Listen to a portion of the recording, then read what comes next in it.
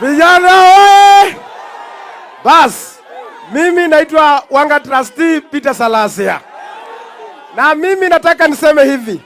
Kwanza nataka nishukuru Rais, na sisi tumesema kama wabunge wa Kakamega, sisi wote kwa sababu yeye ndio the head of state, tukue hapa kwa heshima ambayo ili ya kwamba ajue yeye ndio anaongoza nchi ya Kenya hii. Na mimi nataka niseme asante sana. Unajua president, wewe ni mtu ambaye uko very wise kabisa. Watu wengi wamekudanganya sana kuhusu mambo yetu ya Mumias hapa. Lakini leo umeongea kitu ambayo imeniguza mimi sana. Najua wewe unatafuta pesa.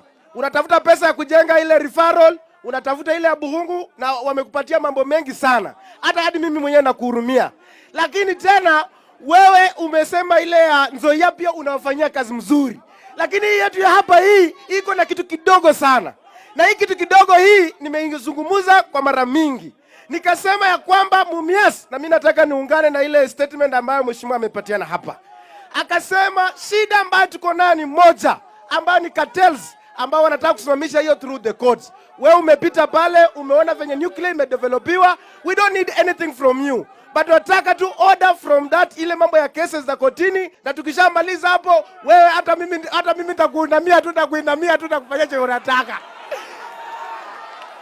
Sasa alafu ya mwisho, tangu tuingie mambo ya bipartisan, kuna huyo majority leader ambaye anaitwa Ichungwa.